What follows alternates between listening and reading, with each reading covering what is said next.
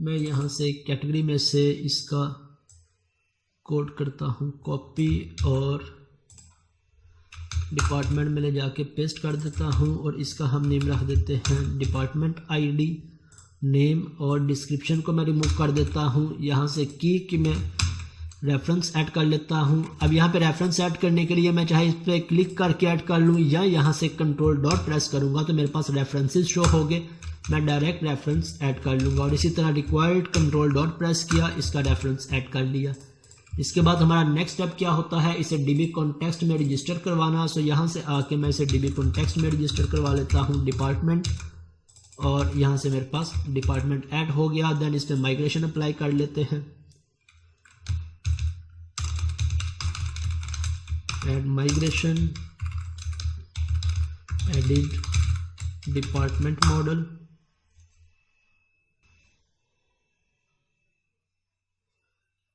अब मेरा नहीं ख्याल कि आपका मॉडल क्रिएट करने में या माइग्रेशंस में कोई भी ऐसा क्वेश्चन होगा या कंफ्यूजन होगी। Update database,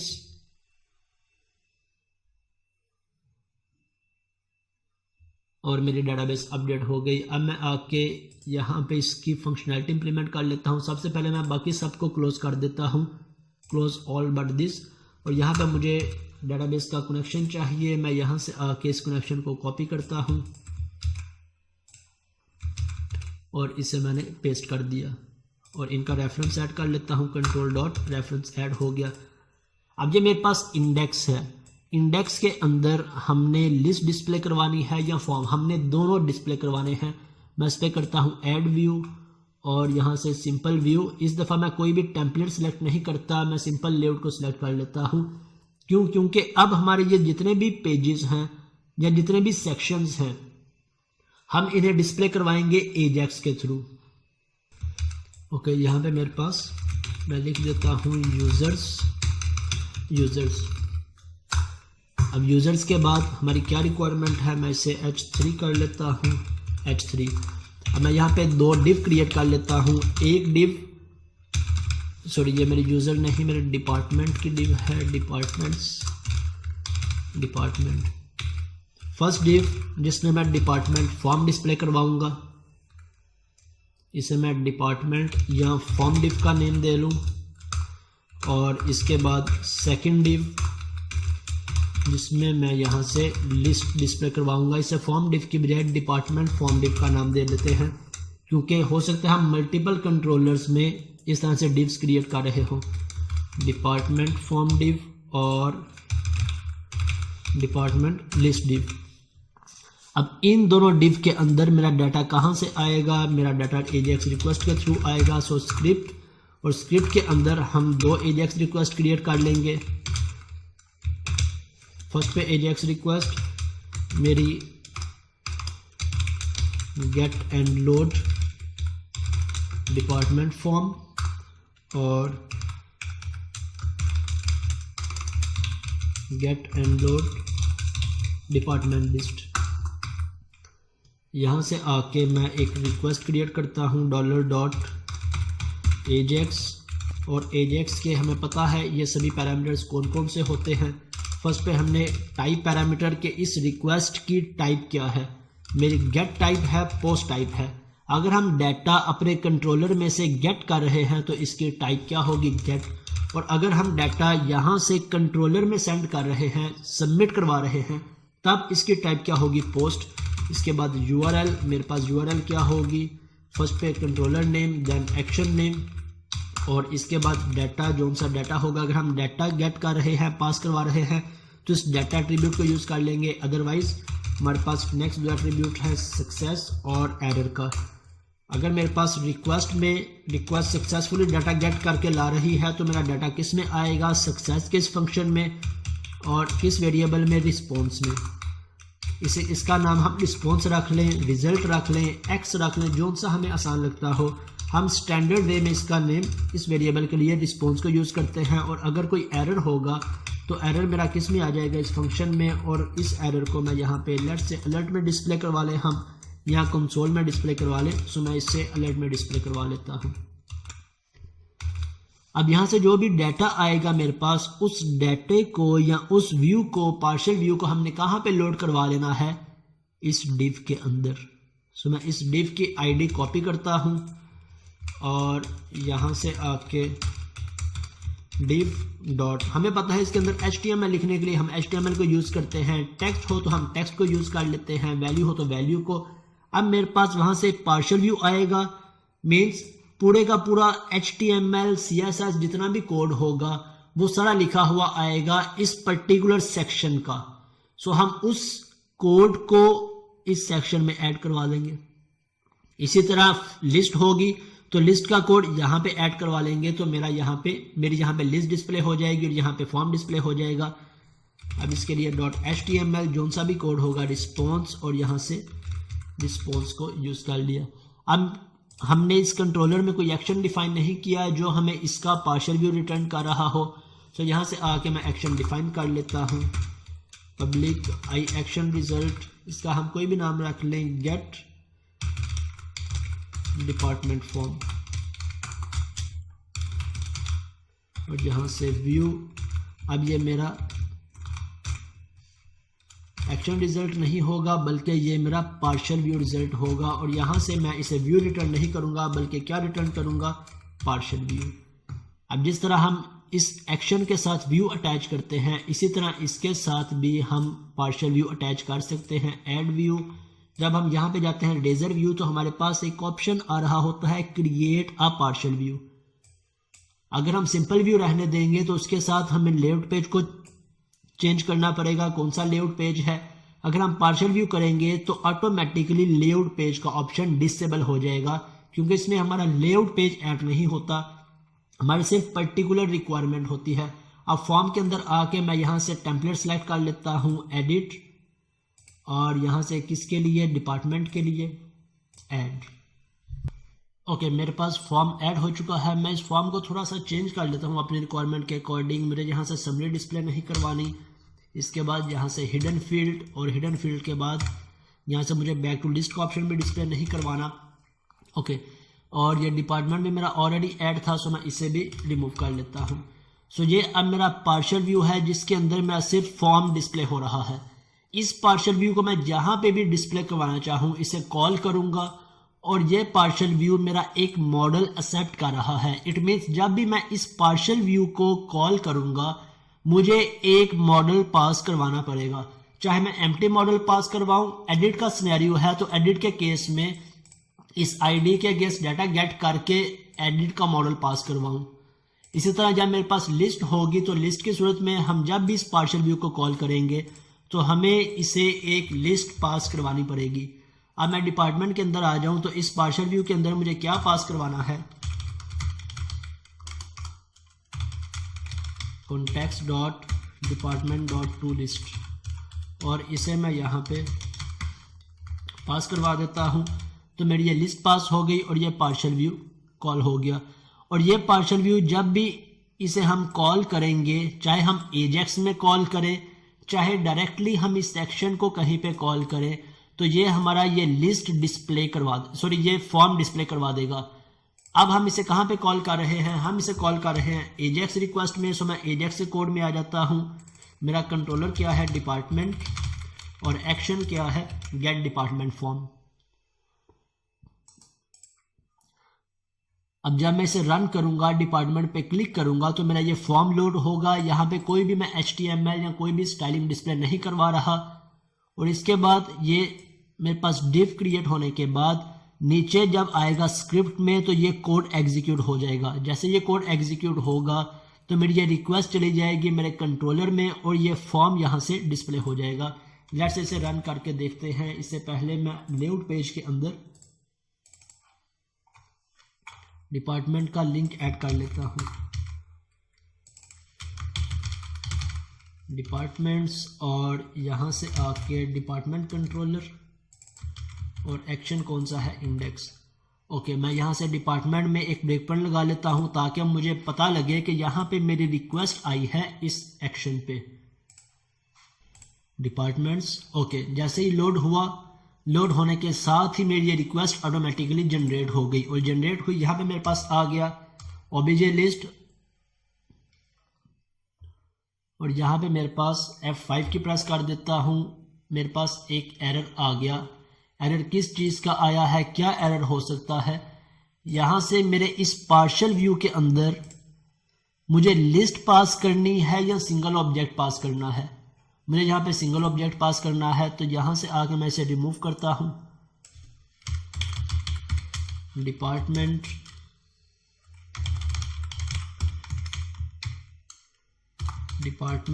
object equal to, मैं इसे पास कर देता हूँ सिंगल डिपार्टमेंट और यहाँ से ऑब्जेक्ट। और अब इसे चेक करते हैं कि क्या ये फॉर्म डिस्प्ले हो रहा है या नहीं। अगर ये फॉर्म डिस्प्ले हो रहा है, इसके बाद हम लिस्ट डिस्प्ले करवाएंगे। लिस्ट डिस्प्ले हो रही है तो फिर हम क्रूड ऑपरेशंस को इंप्लीमेंट करके देखते हैं। डिपार्टमेंट्स यहाँ से कंटिन्यू कर देता हूँ और मेरे पास ये फॉर्म आ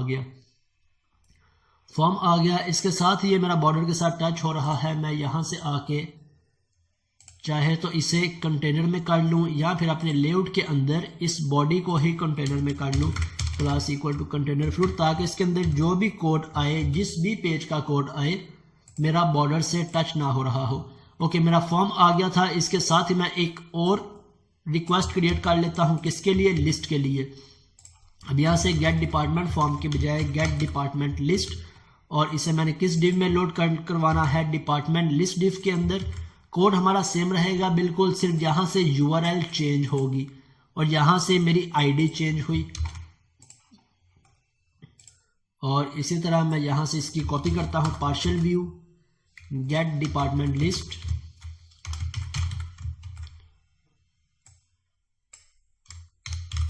और इसके साथ मैं पार्शियल व्यू अटैच कर लेता हूँ। ऐड व्यू, और यहाँ से आके पार्शियल व्यू और टेम्पलेट में सेलेक्ट कर लेता हूँ list.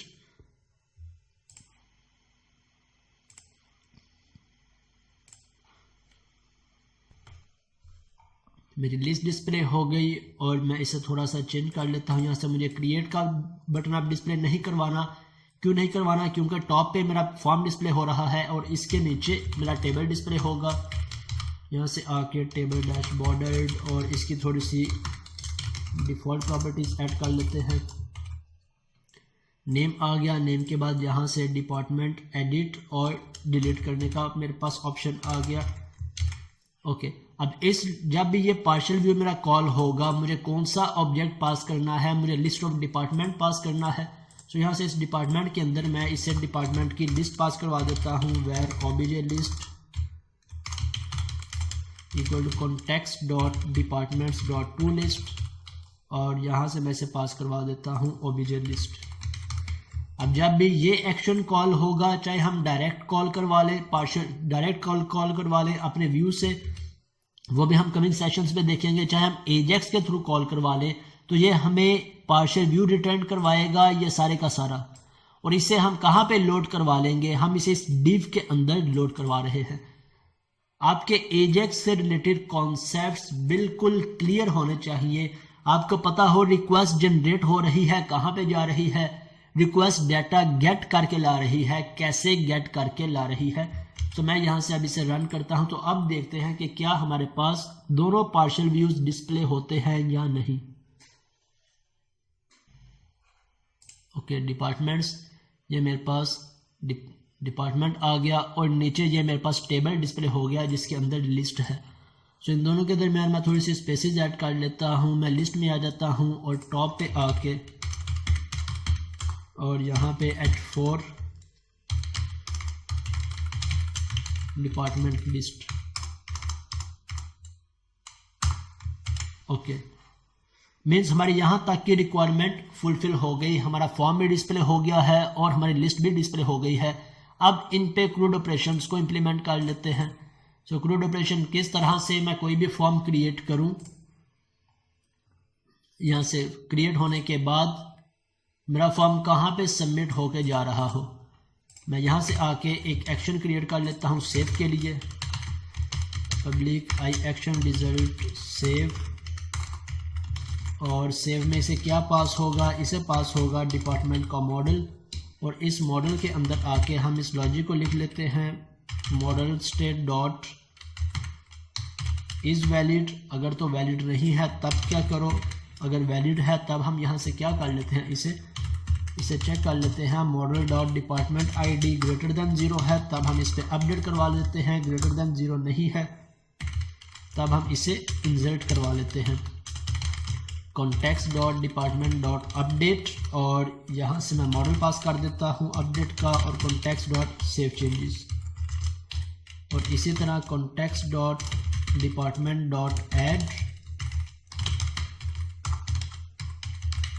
Context dot save changes. अब यहाँ पे हमने ये देखना है कि सेव होने के बाद मैं यहाँ पे क्या रिटर्न करवाऊँ। मेरा ये रिकॉर्ड सेव तो हो जाएगा, सेव होने के बाद ये किस पेज पे रीडायरेक्ट होगा। लेट्स से अगर मैं रीडायरेक्ट करवा लेता हूं इंडेक्स पे, सो इंडेक्स पे मेरे ये दोनों कॉल्स अगेन जनरेट हो जाएंगी। जब भी मेरा इंडेक्स पे लोड होगा तो मेरे यहां से 2 एजेक्स रिक्वेस्ट क्रिएट हो जाएंगी, एक फॉर्म को गेट करने की और एक लिस्ट को गेट करने की। मैं लेट्स से यहां पे आके इसे एक दफा फिर से एक्सप्लेन करता हूं। जब मैं रिकॉर्ड सेव करवाऊंगा तो सेव होने के बाद क्या हमने दोनों सेक्शंस को रीलोड करवाना है या एक सेक्शन को रीलोड करवाना है।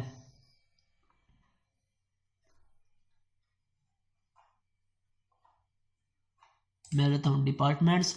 अब यहां से मैं सेव पे क्लिक करूंगा तो सेव होने के बाद अगर मैं रीडायरेक्ट करवा दूंगा इंडेक्स पे तो इंडेक्स पे ये सेक्शन भी रीलोड हो जाएगा और ये भी रीलोड हो जाएगा। ये तो हमारी रिक्वायरमेंट नहीं है, हमारी तो बात, हमारी परफॉर्मेंस तो फिर वही की वही रह गई। हमारी रिक्वायरमेंट है जैसे ही सेव हो, सेव होने के बाद मेरी ये लिस्ट अपडेट हो जाए सिर्फ, ना कि ये पूरे का पूरा फॉर्म या ये दोनों सेक्शंस। इसी तरह जब यहाँ पे मेरे पास रिकॉर्ड आ जाएगा, मैं एडिट पे क्लिक करूंगा तो एडिट पे क्लिक करने के बाद मेरा सिर्फ ये फॉर्म का सेक्शन रीलोड होना चाहिए, यहाँ पे मेरे पास फॉर्म डिस्प्ले हो रहा हो। सो अब यहां से आके सेव के लिए हम डायरेक्ट रिक्वेस्ट क्रिएट नहीं करेंगे, हम सेव के लिए भी एक एजेक्स रिक्वेस्ट क्रिएट करेंगे जिसमें डाटा पास करवाएंगे, और एजेक्स रिक्वेस्ट के बाद जोन सा रिकॉर्ड सेव हो जाए और हम इसे रिटर्न क्या करवा देंगे, इसे ये पार्शियल व्यू रिटर्न करवा देंगे। और इस पार्शियल व्यू को हम कहाँ पे डिस्प्ले करवा लेंगे, लिस्ट में। पहले मैं यहाँ पे फॉर्म में आ जाता हूँ और फॉर्म में आने के बाद अब यहां से मेरी ये रिक्वेस्ट डायरेक्ट क्रिएट नहीं होगी, मैं यहां से इसे भी रिमूव कर देता हूं और बटन टाइप को भी सबमिट के बजाय मैंने बटन कर दिया। हम डिस्कस कर चुके हैं HTML के कोर्सेज के अंदर के जब मैं इसकी टाइप सबमिट रखूंगा तो जैसे यूजर इस पर क्लिक करेगा तो बाय डिफॉल्ट यहां से रिक्वेस्ट मेरी सबमिट हो जाएगी, मेरी रिक्वेस्ट मेरे सर्वर पे पोस्ट हो जाएगी।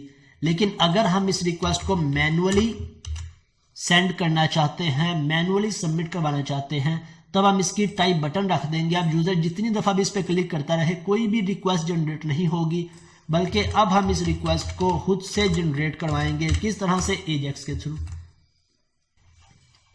अब यहां से आके मैं चाहता हूं जैसे यूजर इस पर क्लिक करे, मैं यहां से आके इसका नेम रख लेता हूं BTN सेव या BTN सबमिट, जो भी हम नेम रखना चाहें, और जैसे ही यूजर इस पर क्लिक करेगा डॉट क्लिक तो यहां से एक एजेक्स रिक्वेस्ट क्रिएट होगी और अब ये एजेक्स रिक्वेस्ट गेट की होगी या पोस्ट की। अब हम यहां से डाटा पोस्ट कर रहे हैं तो हमारी रिक्वेस्ट पोस्ट की होगी और इसकी क्या URL होगी, हम यहां पे सेव का एक्शन क्रिएट कर चुके हैं। सेव, यहां पे मैं ब्रेक पॉइंट भी लगा लेता हूं और यहां से मेरा डिपार्टमेंट कंट्रोलर और डिपार्टमेंट के अंदर सेव। अब डाटा मेरा कहाँ से आएगा, कैसे आएगा, इस पर मैं थोड़ी देर में आता हूँ। और इसके बाद डाटा सेव होने के बाद हमारे पास सक्सेस में इसका सक्सेस का रिस्पॉन्स आ जाएगा, एरर में इसका कोई भी एरर होगा तो एरर में डिस्प्ले हो जाएगा। सो मैं एरर को यहाँ से आके अलर्ट से अलर्ट में डिस्प्ले करवा लेता हूँ एज इट इज़ एरर, और इसके बाद इसमें जो भी रिस्पॉन्स आएगा। अब डाटा सेव होने के बाद इसमें रिस्पॉन्स क्या आना चाहिए, इसमें मेरी लिस्ट का पार्शियल व्यू आना चाहिए। और जब मेरे पास लिस्ट का पार्शियल व्यू आएगा उसे मैं कहाँ पे अपडेट करवा लूंगा इस डिव के अंदर। सो इस डिव को अपडेट करने का हमारे पास क्या कोड था, ये कोड मैं सिंपल इसे कॉपी करता हूं और इस पार्शियल व्यू में आके यहाँ पे पेस्ट करवा देता हूं कि मेरी जो डिपार्टमेंट डिव थी, जो मेरे पास लिस्ट का रिस्पॉन्स आ रहा है, अब मैं इस डिव के अंदर उसे अपडेट करवा दूंगा। एग्जिस्टिंग इसमें जो भी रिकॉर्ड होगा, HTML फंक्शन क्या करता है, एग्जिस्टिंग रिकॉर्ड को रिप्लेस कर देगा न्यू के साथ। HTML के साथ हमारे पास अपेंड भी होता है। अपेंड क्या करेगा कि एग्जिस्टिंग रिकॉर्ड को एज इट इज रहने देगा और उसके आगे जो भी रिकॉर्ड होगा, जो भी HTML होगी, ऐड करवा देगा। सो हमारी जिस तरह की रिक्वायरमेंट हो हम उसे यूज कर लेंगे। अभी हमारी रिक्वायरमेंट है कि एग्जिस्टिंग रिकॉर्ड रिमूव करवा के न्यू जो रिकॉर्ड है उसे इंसर्ट करवा दे। अब यहाँ पे हमारी दो फंक्शनैलिटीज रह गई हैं, एक डाटा कैसे पास करना है और दूसरा यहाँ से रिस्पॉन्स में क्या रिटर्न करवाना है। सो मैं रिस्पॉन्स में आ जाता हूँ और सेव या अपडेट होने के बाद इसे मैंने रीडायरेक्ट करवा देना है इन एक्शंस पे, लिस्ट पे। सो लिस्ट पे जाएगा तो लिस्ट क्या कर देगी, लिस्ट रिटर्न कर देगी ये पार्शियल व्यू। मैं यहाँ से आ जाता हूँ रिटर्न रीडायरेक्ट टू एक्शन, और एक्शन कहाँ पे, गेट डिपार्टमेंट लिस्ट। और इसी तरह रिकॉर्ड क्रिएट होने के बाद भी इस लिस्ट को पे रीडायरेक्ट करवा दे ताकि ये लिस्ट अपडेट हो जाए, ना कि ये फॉर्म। ओके, और जब मेरे पास सेव करते हुए कोई एरर आ जाएगा या मॉडल स्टेट इनवैलिड होगी, उस वक्त हम इसे कैसे हैंडल करें, मैं फिल वक्त के लिए इसे रिमूव कर देता हूं। इन वैलिडेशंस को हम बाद के लिए रखते हैं। ओके, इसे भी मैं फिल वक्त के लिए रिमूव कर देता हूं। ओके, रिकॉर्ड सेव हुआ। सेव होने के बाद मेरा ये लिस्ट का पार्शियल व्यू रिटर्न हो गया। वो पार्शियल व्यू मेरे पास यहाँ पे अपडेट हो जाएगा इस डिव, लिस्ट के डिव के सेक्शन के अंदर। अब यहाँ से हम डाटा किस तरह से पास करवाएं, जब हम सबमिट करते थे तो हमारा ये डाटा, ये सभी के सभी फील्ड्स बाइंड हो जाते थे इस मॉडल के साथ। अब हमारे पास अगेन दो वेज हैं डाटा पास करवाने के। एक फर्स्ट वे, हम यहां से हर एक प्रॉपर्टी को एक आईडी असाइन करके उसे एक्सेस करें और फिर इस तरह से उसे पास करवा दें। हमें पता है कि ASP-for एट्रीब्यूट क्या करता है कि ये दो एट्रीब्यूट्स को ऐड करवा लेता है, एक आईडी और एक नेम को। नेम को हम यूज करते हैं मॉडल से बाइंड करने के लिए या डाटा गेट करने के लिए, और आईडी को यूज करते हैं AJAX रिक्वेस्ट में या jQuery में एक्सेस करने के लिए। सो अब ASP-for बाय डिफॉल्ट इसके अंदर दोनों एट्रीब्यूट्स ऐड करवा देगा। सो हम यहाँ पे आके इसकी आईडी और इसका नेम दोनों को आसानी से गेट कर सकते हैं। हैश नेम डॉट वैल्यू, और इसी तरह यहाँ से आईडी के लिए भी अगर मैं ले लूँ आईडी, और आईडी किस में होगी, इस डिपार्टमेंट आईडी में होगी। सो डिपार्टमेंट आईडी डॉट वैल्यू, तो ये दोनों प्रॉपर्टीज मेरी यहाँ से सबमिट हो जाएंगी, आईडी भी और नेम भी। मैं इन्हें किस तरह से अपने कंट्रोलर में गेट कर लूंगा, इन दोनों के नेम के थ्रू। मैं मॉडल के थ्रू गेट नहीं करूंगा, बल्कि जो सा नेम आ रहा है, फर्स्ट पे मेरे पास डिपार्टमेंट आईडी आ रही है आईडी पैरामीटर में,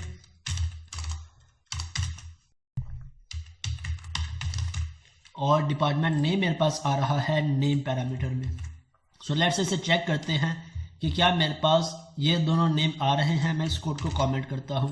अगर तो नेम आ रहे हैं तो इससे हमें यह भी पता लग जाएगा कि यहाँ से सिंगल वैल्यूज AJAX के थ्रू कैसे पास होती हैं। मैं सिंपल यहाँ से रिटर्न व्यू कर लेता हूँ, जिसे हम बाद में रिमूव करवा देंगे। रिटर्न व्यू, जैसे रिकॉर्ड सबमिट होगा, यूजर ने इस बटन पे क्लिक किया तो बटन पे क्लिक करने के बाद ये इवेंट कॉल होगा। ये इवेंट कॉल होगा क्लिक का, तो ये एक रिक्वेस्ट जनरेट होगी। रिक्वेस्ट जनरेट होगी तो मेरा ये डाटा सबमिट हो जाएगा इस URL पे। मैं इसे रन करता हूँ यहाँ से। मैं यहाँ पे डिपार्टमेंट नेम लिख लेता हूँ IT और सेव पे क्लिक किया। मेरा ब्रेक पॉइंट हिट हो गया। मेरे यहाँ से ID में ID 0 आ गई और नेम में मेरे पास IT आ गए। ओके, लेकिन अब यहाँ पे अगेन हमारी रिक्वायरमेंट है कि अगर मेरे पास 10 to 15 फील्ड्स हो तो क्या हर एक फील्ड को हम इस तरह से गेट करें, या जिस तरह हम पूरे के पूरे मॉडल को सेंड कर रहे थे AJAX में भी हम पूरे के इस मॉडल को सेंड करें। सो मॉडल को हम किस तरह से सेंड कर सकते हैं। मॉडल को सेंड करने के लिए हम सबसे पहले इस फॉर्म को एक आईडी असाइन करते हैं। आईडी इक्वल टू, इसे हम नेम दे लेते हैं, ये मेरा डिपार्टमेंट फॉर्म है। मैं यहाँ से आके फिल वक्त के लिए इसे कमेंट करता हूँ और इसे रन करते हैं। ज़रा एक चीज़ हम नोटिस कर लें कि किस तरह से हम इस पूरे के पूरे फॉर्म को गेट कर सकते हैं। Okay, department. अब मैं यहाँ से इंस्पेक्ट को ओपन कर लेता हूँ। मैं यहाँ से लिखता हूँ लेट्स से IT। मैं कंसोल में आ जाता हूँ। अगर मुझे सिर्फ इस फील्ड को गेट करना है तो मैं इसकी ID के थ्रू आसानी से इसे गेट कर सकता हूँ। यहाँ से किस तरह से ID मैं लिखता हूँ .val, मेरे पास इसकी ID आ गई। लेकिन मुझे इस पूरे के पूरे फॉर्म को गेट करना है तो मैं फॉर्म ID को यूज़ करूँगा। यहाँ से फॉर्म ID के बाद हमारे पास बिल्ट इन प्रॉपर्टी होती है सीरियलाइज की। सीरियलाइज क्या करेगा कि इस फॉर्म में जितनी भी प्रॉपर्टीज हैं, जितने भी टेक्स्ट बॉक्स हों, रेडियो बटन्स हों, जिसके साथ नेम एट्रीब्यूट है वो हमारा यहाँ पे बाइंड करवा देगा। सो अब मेरे पास दोनों प्रॉपर्टीज आ गई। एक department ID is equal to 0 और name is equal to IT। अब चाहे मेरे पास एक वैल्यू हो, एक टेक्स्ट बॉक्स हो, 5 टेक्स्ट बॉक्स हो, एक प्रॉपर्टी हो, 10 to 15 प्रॉपर्टीज हो, मैं आसानी के साथ इस एक लाइन ऑफ स्टेटमेंट में पूरे के पूरे मॉडल को सेंड कर सकता हूं। मैं इसे कॉपी करता हूं और डाटा में आके इस डाटा एट्रीब्यूट के अंदर मैं इसे लिख लेता हूं फॉर्म सीरियलाइज। अब ये मेरा पूरा फॉर्म सीरियलाइज हो जाएगा। इट मीन्स मेरा पूरे का पूरा मॉडल यहां से सेंड हो जाएगा।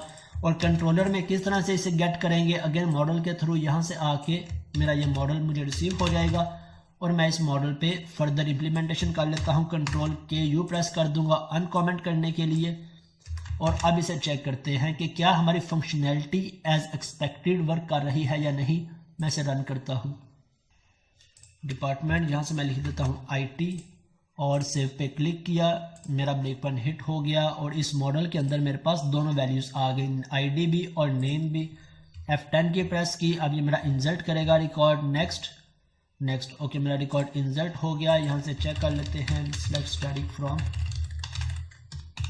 डिपार्टमेंट और मेरे पास IT इंसर्ट हो गया। अब यहाँ से F5 प्रेस कर देता हूँ और मेरे पास ये मेरा पार्शियल व्यू लिस्ट का रीलोड हो गया। अब लेट्स से मैं यहाँ से ब्रेक पॉइंट को रिमूव करता हूँ और अब इस रिकॉर्ड को कोई और रिकॉर्ड सेव करते हैं HR। और हमने नोटिस क्या करना है कि क्या हमारा ये पूरा फॉर्म रीलोड होता है या सिर्फ ये पर्टिकुलर सेक्शन रीलोड होता है। मैंने सेव पे क्लिक किया और मेरा यहाँ से पूरा फॉर्म रीलोड नहीं हुआ बल्कि सिर्फ ये सेक्शन रीलोड हुआ है। HR की बजाय मैं यहाँ से आके सेल्स पे क्लिक करता हूँ और सेव पे क्लिक किया तो अभी मेरे पास मेरी ये लिस्ट रीलोड हो गई। सो इट मीन्स हमने इंसर्ट का सिनेरियो तो डिस्कस कर लिया। अब यहाँ से एक और चीज़ हमारे लिए समझनी ज़रूरी है, इसका पैरामीटर इंस्पेक्ट और यहाँ से नेटवर्क। अब जितनी भी हमारी रिक्वेस्ट जा रही होती हैं, हर एक रिक्वेस्ट इस नेटवर्क में ऐड हो रही होती है। इसके थ्रू हम इसे ट्रेस कर सकते हैं। फॉर एग्जांपल सेल्स की बजाय मैं यहाँ पे लिखता हूँ मार्केटिंग और जैसे मैं सबमिट पे क्लिक करवाऊंगा मेरी रिक्वेस्ट यहाँ से जनरेट होगी और वो रिक्वेस्ट यहाँ पे मैं आसानी के साथ ट्रेस कर सकता हूँ या देख सकता हूँ कि रिक्वेस्ट क्या सेंड हो रही है, रिक्वेस्ट का पैरामीटर क्या है। गेट की रिक्वेस्ट सेंड हो गई, गेट डिपार्टमेंट लिस्ट। इसके बाद यहाँ से ये किस URL पे जा रही है, डिपार्टमेंट और सेव। अगर मैं इस पर क्लिक करता हूँ तो मेरे पास इसका रिस्पॉन्स सारे का सारा ईच एंड एवरीथिंग डिस्प्ले हो जाएगी। हेडर के अंदर मेरे पास जनरल इंफॉर्मेशन है सारी रिक्वेस्ट सेंड होने की, किस URL पे रिक्वेस्ट सेंड हो रही है, इसकी टाइप क्या है, देन स्टेटस कोड हम जब APIs का कोर्स करेंगे उस वक्त हमारे लिए इसे समझना जरूरी है कि स्टेटस कोड्स की क्यों जरूरत होती है, इनका पर्पस क्या होता है। इसके साथ यहाँ पे एक कंटेंट टाइप क्या है हमारी HTML और फर्दर नीचे काफी सारी प्रॉपर्टीज हैं जो हम अपनी रिक्वायरमेंट के अकॉर्डिंग यूज कर सकते हैं। लेकिन मोस्ट इंपॉर्टेंट क्या है, एक URL request method, status code और इसके बाद कंटेंट टाइप। अगर मैं प्रीव्यू में आ जाता हूं तो इसकी जो भी आउटपुट होगी मुझे डिस्प्ले हो जाएगी कि ये लिस्ट मेरे पास आ रही है और वो लिस्ट हम यहाँ पे डिस्प्ले करवा रहे हैं। और अगर रिस्पॉन्स में जाता हूं तो इसकी जितनी भी HTML होगी सारी HTML डिस्प्ले हो गई। फर्दर इनिशिएटर, टाइमिंग और कुकीज के अंदर आप इसे फर्दर एक्सप्लोर कर सकते हैं। लेकिन नेटवर्क से हमें पता चलता है समटाइम हमारी यहाँ पे रिक्वेस्ट जनरेट नहीं हो रही होती, समटाइम हमारी लॉजिकल प्रॉब्लम होती है, तो हमें यहाँ से पता चल जाता है कि कौन सी रिक्वेस्ट जनरेट हो रही है और इस रिक्वेस्ट के अकॉर्डिंग क्या यूआरएल है और कहाँ पे मेरा डाटा सेंड होके जा रहा है और क्या मेरे पास रिस्पॉन्स आ रहा है। सो यहाँ से हम ईच एंड एवरीथिंग को ट्रेस कर सकते हैं। ओके, इंसर्ट रिकॉर्ड हो गया। अब नेक्स्ट हमारे पास एडिट रिकॉर्ड की फंक्शनैलिटी की, जैसे यूजर इस पे क्लिक करे मेरा रिकॉर्ड, अब एडिट के सिनेरियो में मेरी ये लिस्ट अपडेट ना हो बल्कि सिर्फ मेरा ये फॉर्म अपडेट हो रहा हो। इट मीन्स हम यहाँ से एडिट की आईडी सेंड करेंगे, आईडी के अकॉर्डिंग हम डेटाबेस का या इसका ऑब्जेक्ट गेट करके लाएंगे और इस पार्शियल व्यू में वो ऑब्जेक्ट पास करवा देंगे और इस पार्शियल व्यू को रिटर्न करवा देंगे। अब मैं आ जाता हूँ यहाँ पे गेट डिपार्टमेंट फॉर्म में और यहाँ पे आके इंट आईडी, जो हम क्रिएट और अपडेट का फंक्शन क्रिएट करते थे इंसर्ट और अपडेट के लिए, वही फंक्शनैलिटी हम गेट इस फॉर्म के एक्शन के साथ कर रहे हैं। और इसके अंदर आके मैं गेट कर लेता हूँ इफ आईडी ग्रेटर देन 0 है, तब क्या करो obj equal to context dot department dot find, और फाइंड के अंदर ये फाइंड करके इसमें डिस्प्ले करवा दे। अब ये पार्शियल व्यू किस वक्त हमने गेट करना है, जब यूजर यहाँ से लिस्ट में आके इस एडिट पे क्लिक करे। अब एडिट में हम किस तरह से क्लिक करवाएं, क्या हम ये फंक्शनैलिटी इस तरह से इंप्लीमेंट करेंगे या इसके लिए भी एजेक्स रिक्वेस्ट को कॉल करेंगे। डायरेक्ट रिक्वेस्ट यहाँ से किस वक्त सबमिट करवाते हैं, जब इसके अकॉर्डिंग मेरा कोई व्यू रिटर्न हो रहा हो। लेकिन जब हम पार्शियल व्यूज के साथ वर्किंग कर रहे हो तो हम इसके लिए भी एडिट के लिए भी एजेक्स रिक्वेस्ट क्रिएट करेंगे कि जोन सा डाटा मेरे पास आएगा, जोन सा फॉर्म आएगा, उस फॉर्म को हम यहाँ पे ऐड करवा लेंगे इस डिव के अंदर, इस डिव में। तो यहाँ से आके मैं इन दोनों पैरामीटर्स को कर देता हूँ रिमूव, और अब यहाँ से स्क्रिप्ट टैग और स्क्रिप्ट के अंदर यहाँ से आके किस पे क्लिक करे यूजर, इस आईडी पे। सो इस आईडी को मैं एक आईडी जनरेट करवा, एडिट बटन को मैं एक आईडी जनरेट करवा लेता हूँ एडिट बीटीएन की। जैसे यूजर इस एडिट पे क्लिक करेगा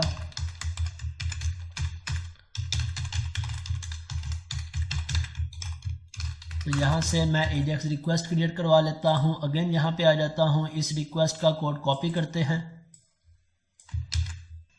और यहाँ पे आके इसे पेस्ट करवा लेते हैं।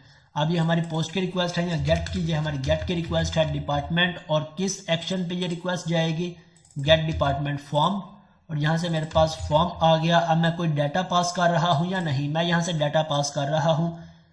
अगर मैं पूरे का पूरा फॉर्म सबमिट करवा रहा हूँ तो हम डायरेक्ट फॉर्म डॉट सीरियलाइज लिख देंगे, लेकिन अगर सिंगल वैल्यू पास करवा रहा हूँ फिर हम कर्ली ब्रेसेस के अंदर उस पैरामीटर का नाम लिखते हैं। अब यहाँ पे आईडी, मेरे पास इसकी आईडी कैसे आएगी, मैं कैसे इसकी आईडी गेट करूंगा। जैसे यूजर एडिट पे क्लिक करे मेरे पास इसकी आईडी आ जाए। मैं तब तक यहाँ से इस लाइन को कॉपी करता हूँ फॉर्म डिव को और यहाँ पे आके इसे पेस्ट करवा लेता हूँ कि सक्सेस में मेरे पास जो भी फॉर्म आएगा वो मैं इस फॉर्म डिव के अंदर अपडेट करवा लूंगा। अब आईडी गेट करने का क्या वे है, मैं यहाँ से आके वेर आईडी इक्वल टू, जिस पे भी यूजर क्लिक करेगा हम उसकी आईडी गेट कर लेते हैं डॉट वेल, और इस आईडी को मैं नेम दे देता हूँ अंडरस्कोर आईडी या डिपार्टमेंट आईडी, जो भी हम नेम रखना चाहें, ताकि इस पैरामीटर नेम और जो पैरामीटर नेम हम पास कर रहे हैं इन दोनों में थोड़ा सा डिफरेंस हो सके, थोड़ा सा हम इन्हें डिफरेंशिएट कर सके। ओके, अब यहाँ से देख लेते हैं मेरे पास आईडी क्या पास होती है। मैं यहाँ से ब्रेक पॉइंट लगाता हूँ। अब यहाँ पे हमने कुछ एक दो कॉन्सेप्ट्स को समझना है ताकि हर एप्लीकेशन में हम उन्हें इंप्लीमेंट कर सके, हमें कंफ्यूजन ना हो। डिपार्टमेंट्स और मेरा ब्रेक पॉइंट हिट हो गया। अब मेरे पास आईडी 0 आ रही है तो यहाँ से मेरा क्रिएट का एक्शन कॉल होगा, क्रिएट का एक्शन, और जैसे ही मैं एडिट पे क्लिक करूँगा, यहाँ से एडिट पे क्लिक किया, मेरे पास एडिट पे क्लिक नहीं हो रहा। क्यों क्लिक नहीं हो रहा, यहाँ से आके मैं आ जाता हूँ एडिट बीटीएन और इस पे क्लिक कर रहा हूँ मैं, लेकिन मेरा क्लिक क्यों नहीं हो रहा। ए टैग, इस पे हम चेक कर लेते हैं, राइट क्लिक, इंस्पेक्ट और एडिट। यहां से इसकी आईडी क्या है, एडिट BTN। अगर मैं इस रो को एक्सपेंड करता हूं तो इसकी आईडी मेरे पास क्या आ गई, एडिट BTN। अगर मैं इसे भी एक्सपेंड करता हूं तो इसकी आईडी क्या आ गई, एडिट BTN। क्या हमारे पास आईडीज रिपीट हो सकती हैं? आईडीज बिल्कुल भी रिपीट नहीं हो सकती, आईडीज हमेशा यूनिक होंगी। सो इट मीन्स हम इन्हें आईडी असाइन नहीं कर सकते। हम इन्हें क्या असाइन करेंगे, क्लासेस, ताकि जिसकी भी क्लास हो, जिस एडिट पे क्लिक हो, हम उसे उसकी क्लास के थ्रू आसानी से गेट कर सकें। तो इसे आईडी के बजाय मैं इसे गेट कर लेता हूं क्लास, और इसी तरह यहां पे भी डॉट। और इस एडिट बटन के साथ क्या हमने कोई वैल्यू बाइंड की है जिसे हम यहां पे गेट कर सके? हमने इसे वैल्यू बाइंड नहीं की। हमने जब यूजर एडिट पे क्लिक करेगा तो इसकी जो भी डिपार्टमेंट आईडी होगी वो गेट करनी है। कैसे गेट करेंगे हम? हमारे पास कोई भी इसमें पैरामीटर नहीं है जिसके थ्रू हम वैल्यू गेट कर सकें। अगर हम प्रीवियस वे को यहाँ पे इंप्लीमेंट करें तो ASP.root-id, इसके अंदर हम इसकी वैल्यू बाइंड कर देते थे item.department ID, और ये आईडी हमारी पास हो जाती थी। इट मीन्स अब भी हमें किसी ना किसी पैरामीटर के अंदर इसकी आईडी को डिफाइन करना है, और उस पैरामीटर को हम jQuery में एक्सेस कर लेंगे। तो इसके लिए हम यहाँ पे अपनी मर्जी का कोई भी एट्रीब्यूट क्रिएट करना चाहे हम क्रिएट कर सकते हैं। जनरली हम उसे डाटा डैश आगे आईडी नेम रख लें, एडिट आईडी नेम रख लें, डिपार्टमेंट आईडी नेम रख लें, उसके साथ हम डिक्लेयर कर सकते हैं। अब मैंने इसे असाइन कर दिया एक पैरामीटर डाटा डैश आईडी। जब भी यूजर इस क्लास पे क्लिक करेगा तो मैं जिस पे भी क्लिक हुआ है उसके इस एट्रीब्यूट को आसानी से गेट कर सकता हूं। हम जावास्क्रिप्ट में भी देख चुके हैं और jQuery में भी देख चुके हैं कि अगर मुझे इसके किसी भी एट्रीब्यूट को गेट करना है तो मैं किस तरह से गेट कर सकता हूं। जिस भी क्लास पे यूजर ने क्लिक किया है, मैं यहां से $into_this डॉट, हमारे पास jQuery में फंक्शन होता है एट्रीब्यूट का, जावास्क्रिप्ट में फंक्शन होता है गेट एट्रीब्यूट का। अगर हम जावास्क्रिप्ट में प्योरली इंप्लीमेंट कर रहे हैं तो हम यहां से गेट एट्रीब्यूट को यूज कर लेंगे। अगर हम jQuery में इंप्लीमेंट कर रहे हैं तो jQuery में इंप्लीमेंट कर लेंगे। अब जो भी एट्रीब्यूट है उसका नेम लिख दिया तो इसकी जो सी वैल्यू होगी वो हमारे पास आईडी में आ जाएगी। और ये अंडरस्कोर आईडी को हम पास कर रहे हैं अपनी इस URL को, गेट डिपार्टमेंट फॉर्म को। अब इसे रन करके देखते हैं।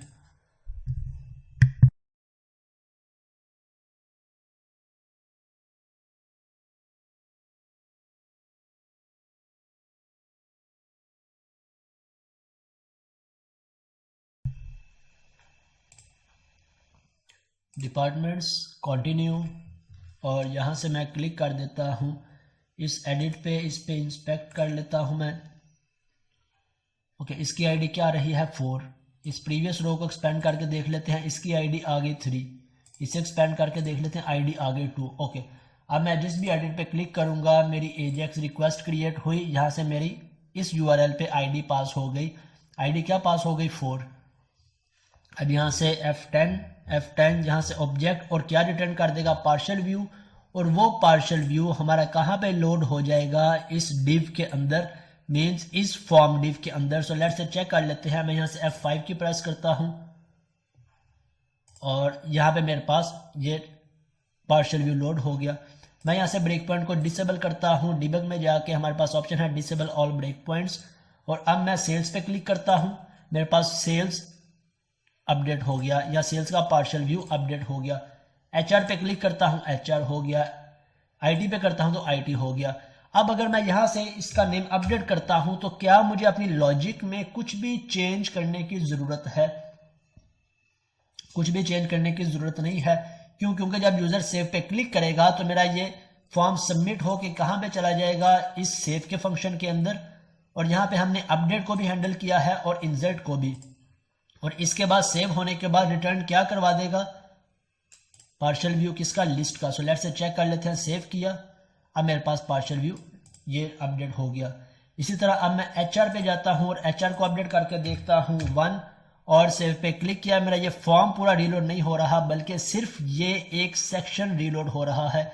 सेव पे क्लिक किया, मेरा ये फॉर्म HR भी रीलोड हो गया। अब इसे फर्दर वेरीफाई करने के लिए हम इसके नेटवर्क में चले जाते हैं ताकि हम इसे कंफर्म कर सकें कि हमारी रिक्वायरमेंट एज एक्सपेक्टेड वर्क कर रही है या नहीं। मैंने इस सेल्स के एडिट पे क्लिक किया, मेरी रिक्वेस्ट जनरेट हुई और ये रिक्वेस्ट मुझे क्या ला के दे रही है, ये मुझे सेल्स का फॉर्म रिटर्न करवा रही है और ये फॉर्म यहाँ पे लोड हो रहा है। अब मैं यहाँ से सेल्स सेव किया, अब मेरी यहाँ पे नेक्स्ट रिक्वेस्ट जनरेट हुई, सेव की और इसके बाद गेट डिपार्टमेंट लिस्ट इसने सिर्फ मुझे लिस्ट ला के दी है, ना कि पूरे का पूरा फॉर्म ला के दिया है और ये लिस्ट यहाँ पे लोड हो गई। इट मीन्स हमारे क्रूड ऑपरेशंस की फंक्शनैलिटी एज एक्सपेक्टेड वर्क कर रही है। मैं यहाँ पे डिलीट को इंप्लीमेंट नहीं कर रहा, डिलीट को भी हम कमिंग सेशंस में देख लेंगे कि डिलीट किस तरह से वर्किंग करें, लेकिन डिलीट के सिनेरियोज के अंदर भी मैं प्रीवियसली आपको एक्सप्लेन कर चुका हूं कि मैं कभी भी डेटाबेस में से डिलीट नहीं करवाता, मैं उसके लिए बिट्स को यूज करता हूं, इस एक्टिव या इस डिलीट को।